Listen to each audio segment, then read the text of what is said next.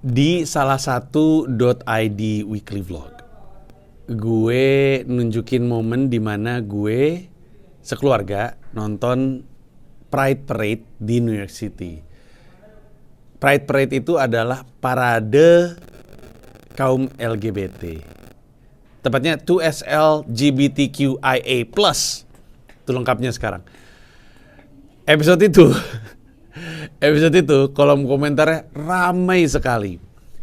Buat gue agak aneh karena bahwa gue mendukung LGBT itu kan udah dari lama. Mesake Bangsaku 2013 itu gue punya beat soal teman-teman gay. Dan beat itu juga ada di YouTube. Lu bisa ngelihat salah satu beat yang cukup ramai sebenarnya. Jadi sudut pandang gue tuh udah terbuka dari kapan tahu.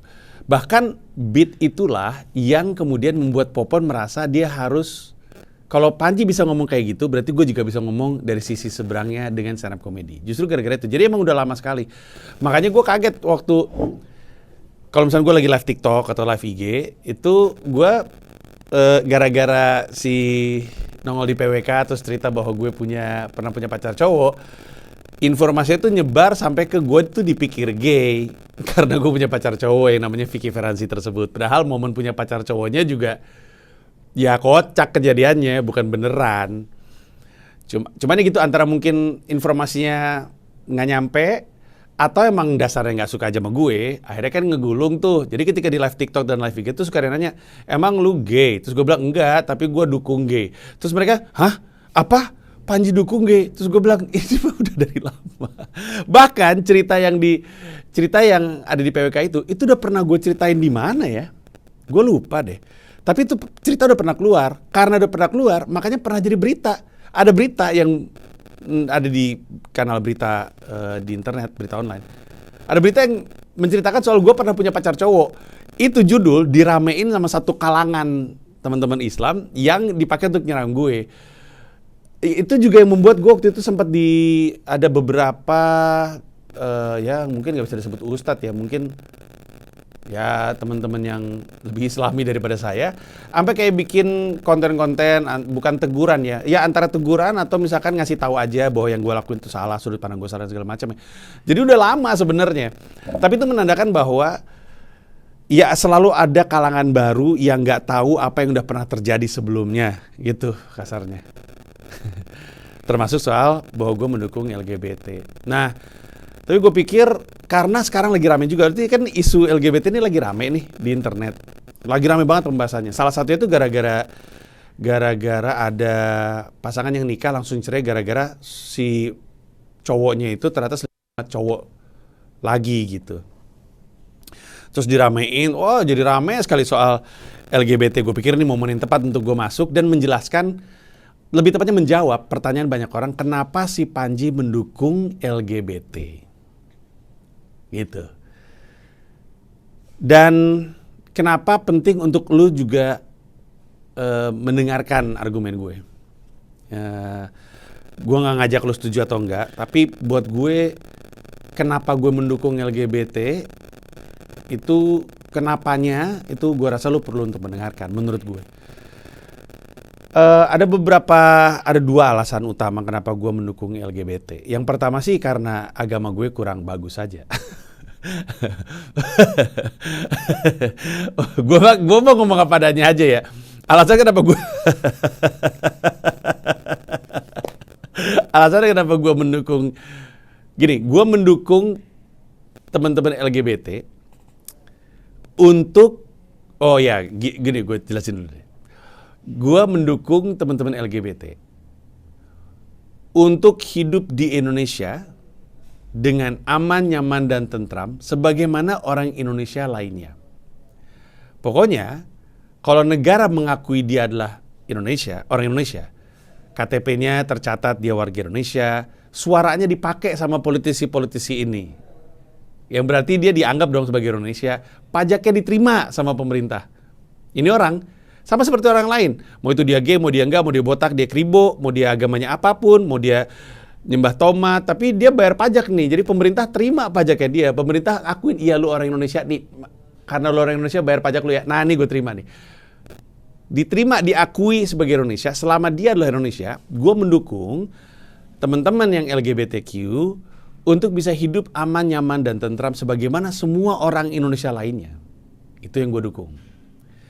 Kenapa gue mendukung itu? Ya pertama kayak tadi gue bilang, karena kemungkinan besar karena emang agama gue nggak bagus, nggak dalam, dan nggak benar. Gue mah apa adanya aja ya. Kan gue nggak menyembunyikan fakta itu gitu. Kayak lu kan tahu gue jarang sholat, ngajinya terbata-bata, kan lu tahu itu. Dan setiap kali ada orang bilang, kok lu jarang sholat, bangga? Loh, nggak bangga. Gue bukannya bangga, gue tuh nggak malu. Beda. Gue tidak menyembunyikan, gue nggak berpura-pura gue rajin ibadah. Gue nggak berbohong soal itu. Gue nggak menyembunyikan fakta atau memberi kesan seakan-akan gue rajin ibadah, padahal enggak. Gue tidak malu dengan itu. Kenapa? Karena itu urusan gue dengan Allah Subhanahu Wa Taala. Itu hubungan gue ke atas. Kalaupun malu, gue malu sama Allah. Gue nggak malu-malu semua. Lu semua juga ada dosanya gitu menurut gue. Kadar imannya, kadar baik atau tidaknya dalam beragama ya beda-beda lah gitu. Tapi gue nggak membanggakan. Hanya saja gue tidak malu. Karena emang pada dasarnya emang gue nggak maluan gitu orangnya. Gue mau cerita banyak kali, karena gue pelawak sih. Pelawak itu kan salah satu kemampuan dasarnya adalah kemampuan untuk menertawakan diri sendiri. Dan untuk bisa menertawakan diri sendiri, dia harus berdamai dengan banyak hal yang kurang dari dirinya dia gitu. Jadi mungkin emang itu aja. Dan gue tuh tipikal orang ya yang, maksudnya orang Islam yang percaya adalah kalau di Al-Quran udah dibilang seperti ini, ya berarti itu yang benar. Sehingga ketika gue nggak ngikutin apa kata Al-Quran, berarti ya gue belum benar. Gue bukan orang Islam yang Al-Quran bilang A, terus gue ngelakuin B. Terus kemudian gue bilang, oh ya gue nggak ngelakuin itu karena Islam yang gue yakinin adalah Islam yang begini-begini. Nah enggak kalau menurut gue. Islam tuh udah tertulis di Al-Quran. Ini ada Al-Quran nih, ditulis nih. Ini aturan mainnya, ya udah lo ikutin. Kalau lu nggak bisa ngikutin aturan main yang ada di Al-Quran, ya berarti Islam lu belum oke. Jangan bilang Islam gue oke, tapi Islam gue beda. Nah gue nggak kayak gitu. Ada yang kayak gitu kan? Ada yang kayak gitu. Nah gue nggak kayak gitu. Pokoknya gue udah dikasih tahu sama Allah, tertulis di Al-Quran, dan yang nggak terus di Al-Quran kita bisa lihat dari Rasulullah. Taunya juga dari cerita sahabat-sahabatnya. Terus kan kita bisa lihat ya mana yang apa istilahnya? Gue bahkan nggak tahu istilahnya tuh yang bisa dipercaya lah gitu. Hadis-hadisnya kan ada istilahnya tuh, tapi hadisnya yang jelas dan dipercaya dan dianggap benar gitu. Udah patokannya itu aja. Di luar itu, gue bukan tipikal orang Islam yang kayak misalkan, oh gue makan babi. Soalnya gue meyakininya tuh bahwa gitu-gitulah gitu. Kalau gue makan babi itu bukan karena gue adalah Islam yang beda gitu. Kalau gue makan babi adalah karena Islam gue nggak bener. Itu yang gue yakini. Kebayangkan maksud gue? Buat gue penting untuk menjelaskan soal gue dan keislaman karena gue tahu pembahasan soal LGBTQ ini tidak akan pernah bisa terpisah dari konteks agama. Makanya gue mau buka dengan pembahasan ini dulu. Gue mau jelasin bahwa kenapa gue mendukung LGBT. Prediksi gue adalah karena memang agama gue nggak benar, nggak sebenar yang lain lah. Itu dasarnya. Dan gue bukan tipikal orang yang sorry gue nggak puasa soalnya Islam yang gue yakini tuh gini-gini. Nah gue nggak mau kayak gitu. Pokoknya udah ditulis. Memang betul lu ketika baca ayat suci dan orang lain baca ayat suci mungkin pemahamannya jatuhnya beda-beda. Itu adalah karena lu mesti paham konteks dari surat tersebut juga. Baca sebuah ayat suci Al-Quran itu kan kayak baca tweet ya. Gue bukan mau menyamakan buatan Elon Musk dengan yang turun dari Allah. Tapi maksud gue kalau lu baca tweet tapi nggak lihat tweet sebelumnya kan kehilangan konteks. Sama kayak ayat gitu. Lu mesti tahu konteks dari ayatnya. Harus baca suratnya dan juga paham suratnya gitu. Kayak sama aja kayak lu ngelihat sebuah lukisan, pemahaman lu sama lukisan tersebut atau bahkan apresiasi lu terhadap lukisan tersebut itu dipengaruhi sama banyak faktor. Salah satunya adalah konteks memang. Kenapa lukisan itu jadi spesial? Karena ABCDE gitu. Nah sama sebenarnya baca ayat suci Al-Quran juga seperti itu. Jadi tapi intinya aturan udah jelas gitu. Dan tidak ada satupun yang bisa menggoyahkan keyakinan gue, keimanan istilahnya kalau di agama kita. Gak ada yang bisa menggoyahkan keimanan gue akan kehadiran Tuhan. Tidak ada. Terlalu banyak hal yang gue alami secara langsung yang menandakan bahwa ada sesuatu yang gaib yang jauh lebih besar daripada kita ini. Ini sesuatu yang gue udah ngobrol sama orang agnostik dan ateis dan diskusi dan debat dengan orang-orang itu dari zaman gue masih siaran di Bandung. Dan setiap kali gue jelasin kenapa gue beriman, jawaban gue tuh bahkan bikin mereka bingung sendiri. Hah, bener juga ya gitu. Akhirnya sepakat untuk tidak sepakat. Artinya gue percaya dengan Allah dan Rasulullah, percaya dengan Quran, hanya saja memang tidak baik gue dalam menjalankan agama. Nah, ini yang membuat banyak sekali sudut pandang gue ini dipertanyakan sama banyak orang terkait LGBT. Kenapa gue ngerasa ini penting, maksudnya penting untuk menjelaskan ini dan penting untuk masuk dari sisi agama, karena kebanyakan alasan orang-orang apa ya istilahnya, gue mau mengambil istilah yang tepat, sikap banyak orang di Indonesia terhadap teman-teman LGBTQ ini banyak dilakukan dengan alasan agama. Yang mana prediksi gue bukan. Prediksi gue tuh bukan karena agama. Kenapa? Begini.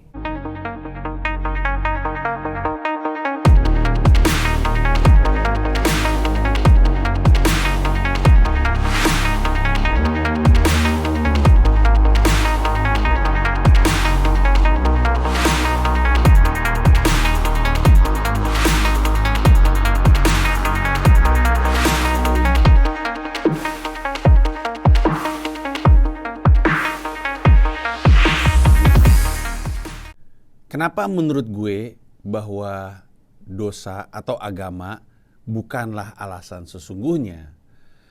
Karena sikapnya orang-orang ini ya yang protes terhadap teman-teman LGBT terhadap dosa menjadi homoseksual itu beda dengan sikapnya mereka kepada dosa-dosa lain. Kalau emang patokannya dosa, nggak boleh kayak gitu segala macam karena itu dosa. Kalau patokannya dosa, tapi lu beda sikapnya. Emang sikap apa seperti apa yang gue permasalahkan?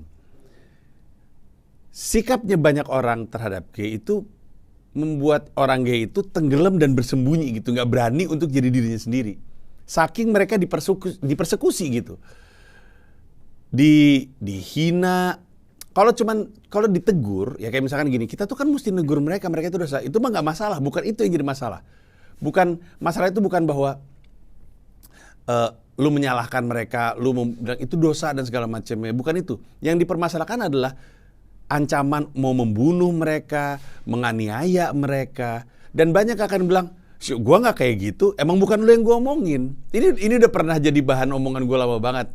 Waktu itu yang gua ngomongin soal gay itu juga banyak orang yang bilang, loh Nji, kita ini kan mau mengingatkan, kita ini kan mau menegur. Kita kalau misalkan gua tahu lu salah kan, gua mesti ngasih tahu. Iya, itu mah bukan masalah.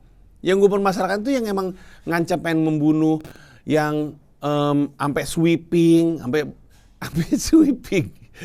kosan. Ormas sama polisi di Jawa Barat sweeping kosan mencari homoseksual.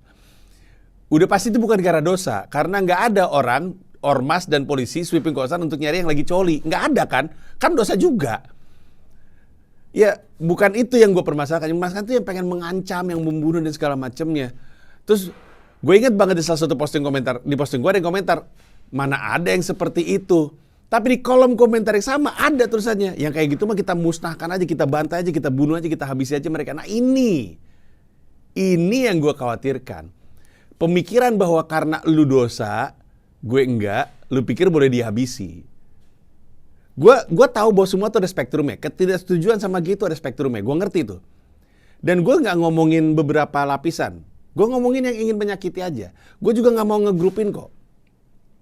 Kayak misalnya di obrolan gue di YouTube-nya Comika Media ada konten Green Room Comika, di mana isinya lebih banyak ke diskusi. Terus ada salah satu episode judulnya apakah benar komika Indonesia homofobik. Ada gue, Patra sama Popon. Si Popon itu nggak suka sama orang homoseksual, nggak setuju sama orang homoseksual, takut juga sama homoseksual, dan benci juga sama homoseksual. Tapi bahkan Popon, waktu itu gue tanya, gue nggak tahu ini di stand up-nya dia, apa di obrolan gue, atau apa ini on air, apa off air, atau gimana ya, gue lupa. Tapi waktu itu gue pernah nanya, tapi boleh nggak mereka jadi gay? Ya terserah, katanya Popon. Ya lu kalau misalkan mau anal-analan itu terserah, mau sorok-sorokan titik itu terserah, itu dosa-dosa lu. Jadi Popon juga tidak sama dengan kelompok yang ingin menghabisi gitu. Ada spektrumnya. Makanya teman-teman dari LGBT juga nggak bisa mengelompokkan Popon bersama dengan orang yang pengen menghabisi orang gay. Beda. Sama seperti gue di satu kelompokin, nggak benci kucingnya gue, di satu kelompokin dengan yang menyiksa kucing. Gue bilang gue bukan orang yang sama. Kucing tuh ada di rumah gue. Dia ngewe, makan, muntah, kencing di rumah gua. Gua nggak pernah gue sakitin kucing-kucing ini. Bahwa lu bilang, oh lu nggak boleh benci sama kucing karena lu akan menyakiti kucing. Loh, kok akan benci sama kucing sama menyakiti kucing kan dua hal yang berbeda. Emang gua nggak boleh benci kucing. Bahkan di video yang kucing dan komedi yang gue diskusi sama Garda Satwa Indonesia, gue nanya sama mereka yang ada 5 orang dan sendirian, gue nanya sama mereka, gue boleh nggak benci kucing? Mereka juga nggak sama jawabannya. Ada yang bilang boleh, ada yang bilang nggak boleh. Ya kan? Karena sebenarnya benci sama kucing dan ingin kucing itu mati, kucing itu habis, itu bukan hal yang sama. Bahkan di Sinar Hidup Indonesia Maya yang ngomongin soal pemerintah Australia ingin membasmi kucing, meracunin kucing karena ada yang nggak hama, gue tuh nggak setuju kucing dibunuh. Ada spektrum, guys. Sama seperti sama seperti ketika orang Islam ngelihat ada perempuan jalan-jalan pakai tank top dan pakai hot pants, bukan berarti perempuan yang pakai tank top dan hot pants itu adalah jablay. Memang ada, tapi gak semuanya. Lu gak bisa masukin itu dalam satu kelompok. Ada spektrum, ya kan? Sekarang teman-teman yang ya katakanlah lebih progresif atau lebih liberal jadi punya sudut pandang yang sama. Kalau lu nggak setuju di satu kelompokan, lu juga ngerti bahwa lu nggak bisa satu kelompokan orang-orang yang nggak setuju homoseksual, gitu. Jadi orang yang nggak suka gay, orang yang benci gay itu bukan orang yang sama dengan yang mau membunuh dan memukuli gay. Orang yang membunuh dan memukuli gay juga nggak suka. Tapi ini bukan manusia yang sama. Ada spektrum juga kayak dalam Islam. Orang Islam juga nggak setuju kalau gue jenggotan, terus gue ada titik hitamnya di sini, terus tanah gue ngatung dan gue rajin sholat dan gue setiap kali ngomong dengan Bismillahirrahmanirrahim atau Subhanallah dan yang kayak gitu, bukan berarti kemudian misalnya gue adalah orang yang sama yang demo 212. Bukan berarti gue orang yang sama yang ngebom, yang melakukan terorisme, bukan orang yang sama. Orang Islam juga nggak mau dikelompokkan seperti itu. Semua tuh ada spektrumnya. Nah dalam hal ini yang gue permasalahkan tuh hanya yang menyakiti karena memang ada. Untuk siapapun yang bilang itu nggak ada, bohong. Ada kok. Nah, untuk orang-orang yang inilah yang kemudian gue permasalahkan. Apalagi karena mereka merasa alasan mereka untuk melakukan itu adalah agama. Gue nggak yakin itu benar. Karena sikap mereka beda. Kalau emang karena dosa, sikap lu beda. Lu nggak pengen menyakiti dan membunuh dan berburu orang yang suka coli. Lu nggak pernah menyakiti, berburu, mengancam orang yang apa namanya, di Islam kan kita tuh kan nggak boleh ngelawan ibu ya, bahkan aja udah dosa. Jadi ibu ngomong, ayo buruan sholat, gitu. Itu tuh udah dosa kan. Tapi gue nggak pernah lu melakukan itu, dan mungkin jawabannya adalah ya karena Mas Panji ini adalah kaum yang diazab.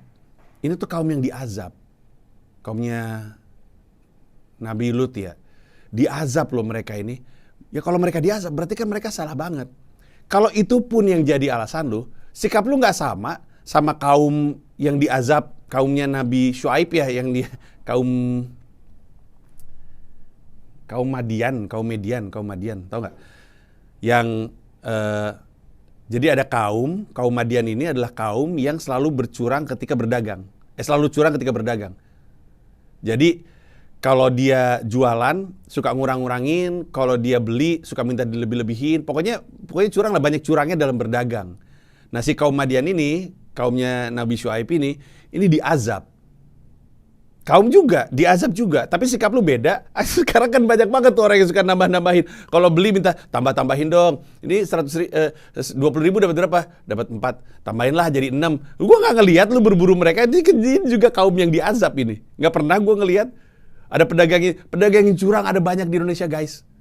Gua nggak pernah ngeliat lu berburu ingin membunuh mereka karena mereka adalah kaum yang diazab sama seperti kaumnya Nabi Lut.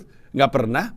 Itu tahu nggak kaum Median itu, yang Nabi Syuaib itu, azabnya itu dikasih hawa yang panas sekali. Sehingga ketika berlindung dalam rumah pun nggak bisa terhindarkan. Global warming, guys. Global warming. Kaumnya Nabi Syuaib diazab dengan global warming. Inilah kenapa global warming terjadi, banyak yang curang. Tapi lu nggak berburu mereka, lu nggak membunuh mereka, lu nggak mengancam bantai aja mereka, lu nggak ngelakuin itu. Kalau emang patukan lu karena mereka diazab, kalau patukan lu emang dosa, lu nggak ngelakuin itu, tahu nggak kenapa? Karena emang bukan karena itu. Sikap lu yang seperti itu terhadap teman-teman kaum gay, itu prediksi gua bukan didasari karena dosa, bukan karena azab, bukan karena agama, tapi karena benci. Lu nggak punya kebencian itu soalnya sama si orang yang berdagang curang. Nah, benci datangnya dari rasa takut. Datangnya dari tidak mengerti. Gue tau kalau misalkan gue bilang lu sikapnya kayak gitu karena takut, lu pasti ngelawan. Takut, lu bilang gue takut, mau gue tampol, mau berantem sama gue gitu pasti. Gak terima pasti. Jadi gue bilang sama lu, sebenarnya bukan takut, tapi gak ngerti. Kita tuh memang cenderung takut hal-hal yang kita tidak pahami. Kalau kita nggak paham itu kita takut. Tapi takutnya kita tutupi dengan rasa benci, karena takut mengindikasi lemah. Jadi kita enggak, gue benci. Tapi benci itu bahaya, karena benci cenderung merusak dan menyakiti. Nah, ketika mulai merusak dan menyakiti, orang-orang jadi korban. Orang-orang yang sebenarnya secara data, secara statistik, secara hukum diakui orang Indonesia. Kita tuh cenderung takut apa yang kita tidak pahami. Di rumah kita, setiap kali ada area atau titik yang nggak pernah didatengin sama kita cenderung takut. Basement misalnya, rumah kita punya loteng kita nggak pernah disamperin. Pas naik ke atas itu kita agak takut kita. Sebenarnya takutnya itu dasarnya adalah karena emang itu titik yang tidak hangat aja, titik yang paling jarang untuk disamperin di rumah. Saking jarangnya lu samperin, lu nggak familiar dengan titik itu. Entah itu loteng, entah itu basement, entah itu ada satu pojokan di rumah lu tuh nggak familiar. Atau di kantor lu, ada satu area di kantor lu yang lu nggak pernah datang ke situ. Kalau datang ke situ tuh lu agak khawatir. Itu tuh lebih karena tidak kenal aja, bukan takut lu, tapi lu nggak familiar aja. Kalau lu hangat di titik itu, misalnya lu punya loteng itu nggak pernah lu datengin karena nggak ada urusan, cuma naruh barang doang. Kalau lu alih fungsikan loteng itu, misalnya jadi musola gitu misalnya, musolanya di situ, atau lu ganti jadi perpustakaan misalnya, atau jadi entertainment room gitu ya, semua nonton, ada wifi dan segala macam taruh di situ, sehingga lu jadi rutin di situ. Lama-lama itu titik jadi hangat. Lama-lama lu nggak takut lagi. Padahal titiknya masih titik yang sama. Kenapa lu nggak takut lagi? Karena lu familiar dengan area itu. Karena kita nggak familiar, kita jadi takut. Karena itu area yang dingin, nggak pernah kita samperin, nggak pernah ada aktivitas, kita tuh nggak ngerti, nggak familiar jadi takut. Nah sama, banyak orang nggak ngerti homoseksualitas itu, nggak ngerti karena nggak punya kenalan aja, karena nggak ngerti jadi takut. Takut itu wujudnya jadi benci itu yang jadi menyakiti. Jadi memang kuncinya adalah mengenali, saling kenal. Itulah kenapa gue selalu bilang, materi stand up comedy terpenting dalam karir gue itu ada di Pragiwaksono Stand Up Comedy Special. Yang mana gue cerita, gak mungkin seseorang bilang Ganyang Malaysia kalau dia punya temen, apalagi sahabat orang Malaysia. Gak mungkin. Gak akan mungkin. Orang punya sahabat orang Malaysia kok. Gak mungkin ada orang bilang bunuh Cina. Kalau dia punya teman Cina, banyak teman Cina, dan di antara teman Cina itu ada yang sahabat. Nggak mungkin. Dia akan mikirin perasaan temannya. Kepikiran juga enggak karena dia punya teman yang Cina gitu. Kepikiran juga enggak. Nggak pernah ada pemikiran bahwa itu orang jahat gitu, nggak ada. Karena kenal. Termasuk homoseksual. Nggak ada tuh kepikiran pengen buru-buru membantai gitu. Karena kenal. Jadi kunci persatuan Indonesia itu adalah pertemanan. Aneh? Enggak juga sebenarnya. Enggak juga. Nah, gue sering bilang bahwa ada buku judulnya The Righteous Mind dari Jonathan Haidt. H-A-I-D-T. Jonathan Haidt itu bilang, kalau lu lahir dan tumbuh besar di lingkungan yang homogen, yang beda itu selalu mencurigakan buat lu. Lu tumbuh besar di lingkungan yang homogen tuh misalkan Islam, Jawa gitu ya. Sekalinya lu ketemu yang nggak Islam dan Jawa tuh lu cenderung khawatir, curiga karena lu nggak familiar, nggak mengenali lah. Sebaliknya kalau lu lahir dan tumbuh besar di lingkungan yang heterogen, lu ngeliat sesuatu yang homogen tuh khawatir dan parno. Contoh, gue lahir di Singapura. Dari gue lahir aja udah beragam. Waktu gue kecil, orang Singapura kayak apa aja gue gak ngerti. Karena ada bule, ada orang Cina, orang Jepang, ada segala macem lah. Waktu gue kecil, dari SD gue punya teman ngondek. Dari SD gue punya teman dengan disabilitas. Ini gue tumbuh besar tuh heterogen banget. Ketika gue ketemu segerombolan yang homogen banget, putih-putih, jenggotan, dan segala macam, parno gue, curiga. Karena gak biasa. Semua rasa khawatir dan gue setiap kali ngeliat itu apaan tuh, itu apa sih, teroris ya gitu. Dulu tuh kayak gitu, karena gue tumbuh besar di heterogen. Sudut pandang itu berubah, hanya karena, salah satunya, ketika gue akhirnya di pilkada, dibuka jalan untuk nyebrang dan ketemu dengan orang-orang tersebut. Sehingga, tidak ada lagi, karena gue mengenali. Karena gue berteman dan bersahabat dan menyadari bahwa kecurigaan gue tuh gak beralasan. Nah itu sebenarnya yang gue harapkan dari orang-orang yang lingkungan homogen ini ketika ngeliat ada yang beda. Berseberang dan berdialog. Karena tanpanya, maka rasa takut itu akan ada. Ini usaha gue untuk membantu menghilangkan persekusi terhadap teman-teman LGBT. Kalau lu udah mulai menyadari, lu akan sadar bahwa video ini tuh bukan video untuk ngajak lu setuju sama gue. Video ini tuh sejatinya adalah jembatan untuk nyebrangin lu ke seberang dan yang seberang ke lu. Kalau lu sadari apa yang tadi gue omongin, gue tuh cuman pengen lu berdua ketemu aja, supaya nggak ada rasa khawatir dan nggak ada rasa takut dan nggak ada rasa benci dan nggak ada saling menyakiti. Prediksi gue tuh itu alasannya. Alasannya tuh karena benci karena takut karena nggak kenal aja. Nggak perlu kan? Nggak perlu. Menurut gue Indonesia tuh sering banget. Indonesia tuh negara kepulauan, tapi seringnya tuh bikin tembok, bukan bikin jembatan.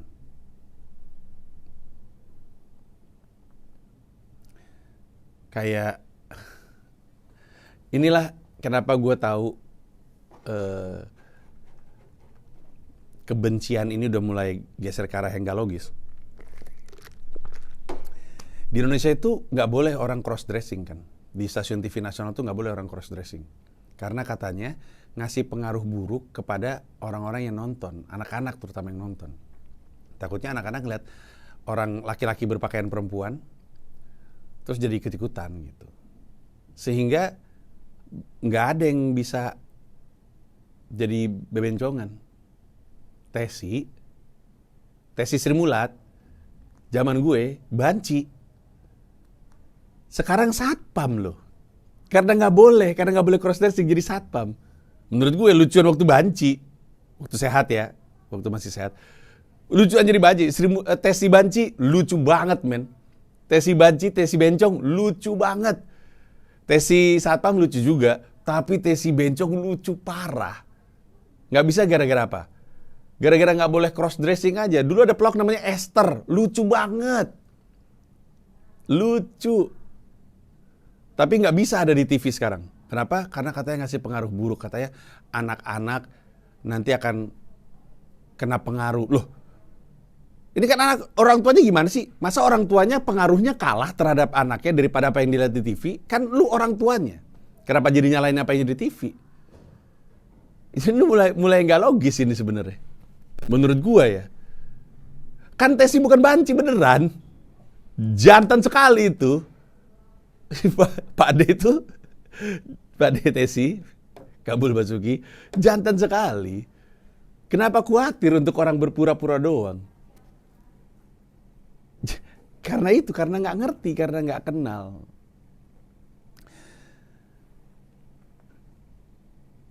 Kenapa sih gue begini banget gitu?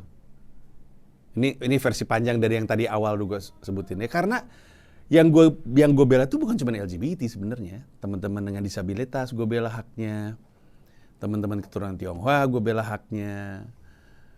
Semua yang tertindas itu gue ingin banget mereka hidup senyaman yang lain. Karena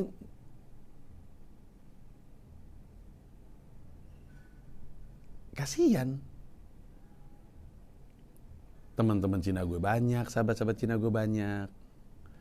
Sahabat-sahabat gue yang disabilitas juga banyak. Gue tahu apa yang mereka alamin. Gue tuh cuma pengen mereka enak aja. Dan dalam konteks teman-teman homoseksual ini juga ya sama. Gue bukan dan gak bisa mengubah sikap mereka. Dan bukan urusan gue, itu urusannya dia sendiri. Kalau mau ngasih masukan, ya udah ngasih masukan boleh. Siapapun mau ngasih tahu ke mereka juga boleh. Boleh kok. Banyak diantara, ini kalau gue ngomong kontroversial sekali. Teman-teman gue yang homoseksual ini, teman-teman LGBT ini, banyak yang, gimana cara ngomongnya? Pokoknya, kalau lu ngobrol agama sama mereka, kagum lu. Tapi homoseksual. Jadi mereka tuh tahu. Lu mau ngasih tahu mereka lagi, nggak apa-apa, kasih tahu aja. Karena memang bukan itu yang jadi masalah gue. Nyakitinnya. Sampai takut loh. Mungkin lu untuk bisa membayangkan rasanya jadi mereka. Bayangin lu ngefans banget sama MU, tapi lu nggak bisa bilang sama orang. Ya lu nggak bisa pakai baju MU itu lu nggak bisa. Nggak bisa.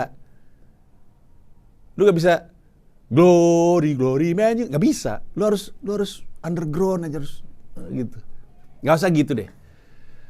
Lu pernah nggak cinta sama orang, tapi orang nggak bisa tahu? Cinta mati lu. Cinta mati sama nih orang. Kadang-kadang ketika ruangan lagi ramai, dia dan lu ada di situ. Tapi yang bisa dia dan lu lakukan, ini dua-duanya saling mencintai ya. Cuman dunia nggak boleh tahu nih. Di ruang yang ramai, lu bisa ngeliat dia bisa ngeliat lu, dan lu bisa ngerasain ada sesuatu di antara mata dia dan mata lu tuh ada sesuatu, ada entah listrik, entah energi, entah apalah, tapi ada sesuatu gitu, lu bisa ngerasain tenaganya.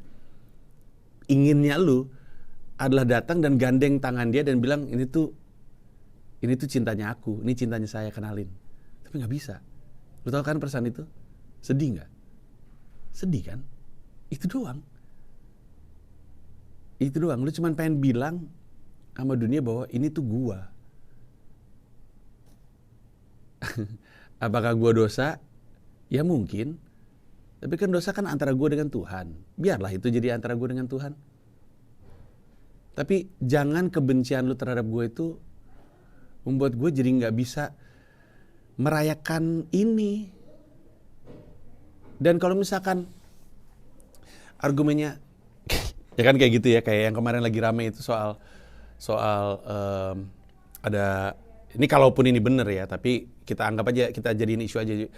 Ada orang baru nikah, cowoknya ini selingkuh sama cowok lagi. Terus kan semua orang kan pada, tuh lihat kan, parah kan, dan segala macemnya kan gitu kan. Tapi kan itu kan kejadian satu orang, itu tidak bisa jadi alasan untuk disamaratakan, karena sekali lagi ada spektrum. Ya kan? Karena di hubungan yang heteroseksual pun kan ada juga kayak gitu. Orang yang ngomongin dan itu kan, lihat kan LGBT tuh, lihat parah banget tuh. Itu nggak ngomong hal yang sama heterogen yang melakukan hal itu juga, yang selingkuh. Kan sama kan poinnya kan? Jangankan gitu. Ini heterogen nih. Ada guru yang nyodomin murid-murid SD-nya. Heterogen itu. Nggak ada heteroseksual. Heteroseksual itu. Laki ke perempuan. Nggak ada sikapnya. Tapi kan Yang heteroseksual juga nggak mau disatu kelompokan kan. Lu yang nggak suka LGBT, karena lu heteroseksual, lu laki yang suka cewek, lu kan juga bukan manusia yang sama dengan laki yang melakukan hal-hal jahat dan menyakiti cewek kan, enggak kan? Sama, yang gay juga sama, enggak. Ketika lu ngeliat ada laki-laki selingkuh sama laki, itu kan nggak semua orang bisa lu gituin. Itu tuh poin gue. Cuman masalahnya kan selalu disamain kan. Gue pengen bilang sama lu juga nggak mau disamain dengan pelaku pemerkosaan gitu. Kan heteroseksual. Tuh lihat tuh heteroseksual merkosa. Semua heteroseksual pemerkosa. Lu juga nggak mau kan? Sama, yang gay juga kayak gitu. Sama, lu tuh ngalamin hal yang sama sebenarnya. Jadi apa alasan lu tuh nggak jelas gitu. Gue tuh cuman pengen orang Indonesia hidup nyaman aja. Dengan cara pertemanan. Pelan-pelan. Gue tuh nggak pengen langsung jadi negara banci, nggak gitu juga. Orang yang setuju dengan LGBT harus mengizinkan orang nggak setuju dengan LGBT. Harus. Nggak bisa. Dan orang yang nggak setuju LGBT harus membiarkan ada orang yang setuju dengan LGBT. Harus. Semuanya boleh. Kan yang nggak setuju LGBT, kok gue nggak boleh sih benci LGBT gitu. Masa gue nggak boleh punya rasa benci sama LGBT gitu? Ya sama aja. Mereka juga nggak boleh kan benci sama elu gitu. Karena hal yang sama tapi sebaliknya, kebayang sih maksud gue. Yang teman-teman yang pro LGBT, itu kan banyak diantaranya tuh argumennya tuh kayak, gue inget banget karena gue pernah ngobrol, gue bilang emang dia saat itu isinya Popon, emang Popon nggak boleh benci? Ya nggak boleh dong. Loh kenapa nggak boleh? Ya kan kami Popon bukan yang menindas, Popon cuma bilang dia nggak suka. Masa Popon nggak boleh bilang dia nggak suka?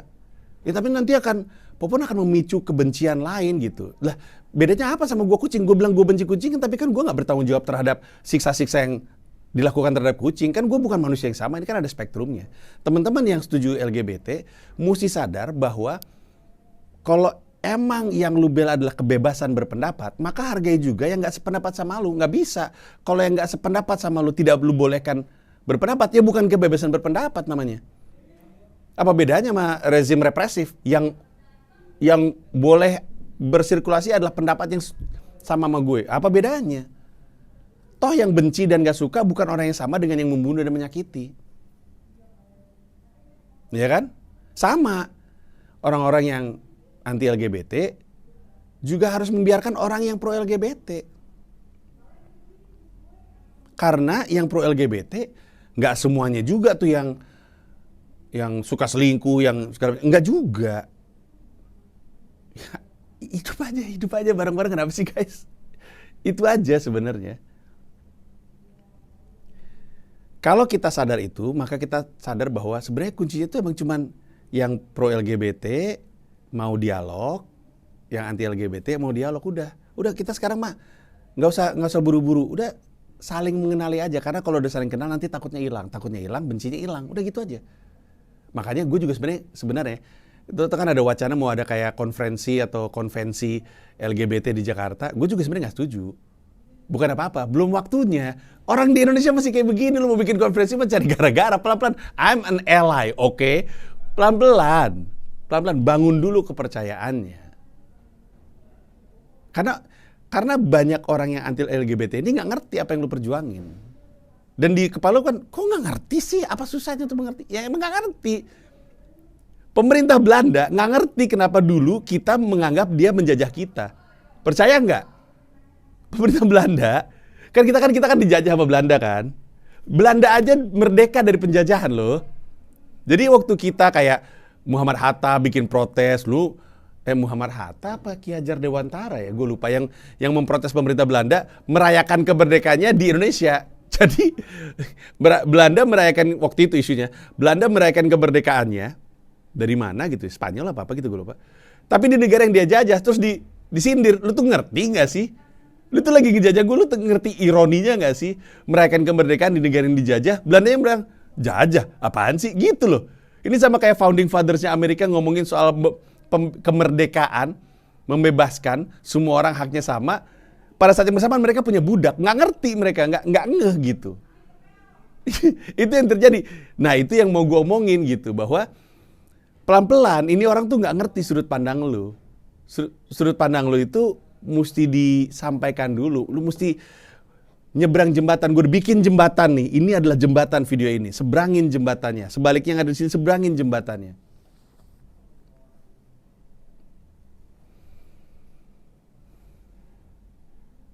Baru kemudian lu bisa berharap kayak ada Pride Parade di Amerika Serikat. Itu Pride Parade di Amerika Serikat. Itu gambaran bagaimana dialognya itu udah pernah terjadi lama. Karena di paradenya, itu kan gue ngeliat parade dari awal ya. Dari awal sampai siang gitu lakukan parade seharian. Rombongan pertama tuh politisi semuanya. Politisi-politisi yang pro-LGBT. Yang sebenarnya juga nyari suara dari bilang bahwa dia pro-LGBT. Nggak tahu iya, nggak tahu enggak. Sebenarnya enggak. Tapi dia bilang dia iya, karena nyari suara. Abis itu barisan berikutnya brand. Dari BMW sampai Mastercard. Sampai film-film kayak Barbie. Ya Barbie udah pasti lah ya. Masih ngondek. Tapi brand biasanya. Ada brand makeup dan segala macamnya. Sampai bahkan acara Broadway ya, show Broadway. Itu menunjukkan. Sama tuh, dia mau bilang bahwa ini gue brand yang terbuka nih. Gue brand yang terbuka terhadap ini semua. Beli gue dong gitu kasarnya ya. Baru kemudian komunitas-komunitasnya. Komunitas-komunitasnya itu ragam sekali. Sampai geng motor ada. Terus ada ada komunitas perenang gay yang paradenya itu pakai baju renang. Ragam banget. Tapi apa yang terjadi? Bahwa politisi nyari suara dari parade itu, brand nyari konsumen dari parade itu, menggambarkan bahwa posisi tawar komunitas LGBT di Amerika Serikat itu udah cukup besar. Kenapa bisa seperti itu? Karena dengan proses. Ada waktunya, ada konon ya, gue tidak riset terlalu dalam, tapi jadi waktu itu itu Harvey Milk nggak? Politisi San Francisco yang gay, aktivis LGBT, meninggal dibunuh.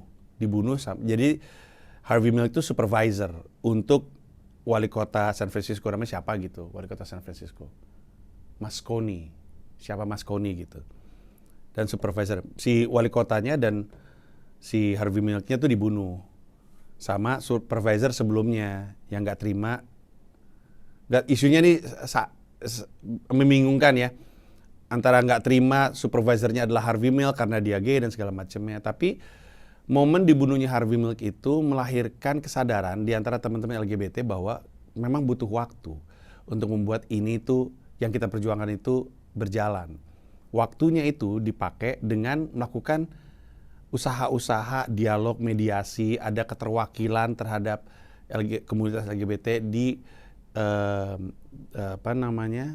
di DPR-nya gitu. Karena butuh waktu untuk kemudian sampai situ. Dan hanya dengan itu akhirnya terjadilah yang kayak yang ada di Amerika Serikat sekarang itu dengan waktu. Dan emang itu jalannya. Kalau lo ingin mengubah Indonesia, jalannya dengan itu. Jalannya dengan sistem yang ada di negara ini. Emang gitu. Kayak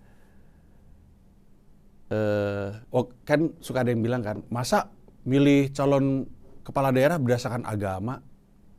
Loh, ya emang gitu. Nggak boleh dong. Gagasan dong. Loh, ya terserah orang mau milih berdasarkan apa. Kalau emang karena agama, boleh. Karena itu yang Bung Karno inginkan. Bung Karno yang pengen kayak gitu. Makanya lo harusnya nonton atau baca pidato Bung Karno ketika memperkenalkan Pancasila untuk pertama kali.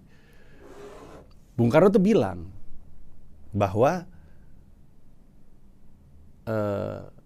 Pancasila ini dan demokrasi ngasih ruang untuk siapapun menjadikan negaranya seperti apa yang dia inginkan. Kalau ini kata-kata Bung Karno ya, kalau teman-teman umat muslim ngerasa Indonesia ini nggak sesuai dengan syariat agama yang dia yakini, tembusin wakil-wakil lu di politik, ubah secara aturan. Tapi lu mesti memenangkan suara rakyat dulu untuk bisa duduk di kursi-kursi tersebut, lu bisa meyakinkan argumen lu itu benar. Habis itu lu masuk ke situ, nanti lu ubah. Bung Karno yang pengen itu. Kalau misalkan ada yang nggak pengen Indonesia jadi terlalu Islami atau syariat Islam, ya udah sama. Orang-orang tersebut masuk ke politik, yakinkan sama orang-orang bahwa lu mesti misalnya pengen jaga ini supaya tetap ragam, supaya tetap pluralis. Ya udah, berjuang di dalam, bertempurnya di dalam, termasuk yang memperjuangkan soal LGBT. Pelan-pelan dialog dulu, ada di dalam. Tapi untuk bisa ada di dalam, lu mesti bisa dipilih dulu. Untuk bisa dipilih, lu mesti meyakinkan dulu, mesti memenangkan hati mereka, jelasin kenapa ini penting. Butuh waktu. Makanya jangan dulu bikin konvensi, teman-teman. Masih panjang perjalanannya. Ini saling ngobrol aja masih nggak mau.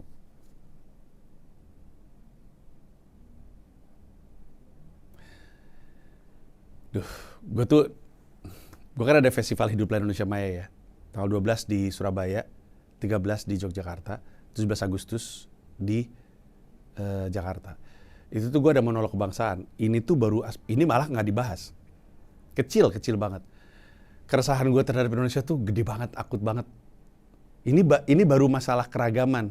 Belum ngomongin politik, ngomongin soal orang-orang yang lupa dia di situ karena siapa, orang-orang pragmatis, dan kita nggak sadar apa yang kita lakukan. Banyak banget dah. Gue punya monolog kebangsaan soalnya di festival ini. Sampai akhir menutup mata adalah judul monolog kebangsaannya, di mana gue akan ngomong panjang lebar, bukan soal homoseksual, tapi soal keresahan gue terhadap apa yang terjadi di Indonesia. Sama, gue juga punya call to action, gue punya penawaran yang ingin gue sampaikan.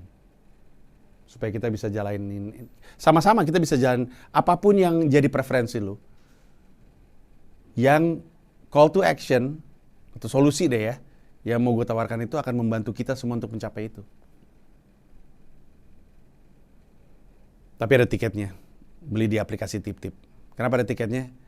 Karena gedung mesti bayar, sound mesti bayar, hotel mesti bayar, transportasi mesti bayar semuanya nih. Kalau gue bikin di lapangan, rusuh, soalnya apa yang gue omongin tuh, cari tahu sendiri nanti deh. Moga-moga ini cukup setidaknya untuk menggambarkan keresahan gue. Sekali lagi, video ini bukan mau ngajak apa-apa, cuman mau jadi jembatan aja terhadap perbedaan. Dan ini baru satu perbedaannya, soal LGBT. Ya.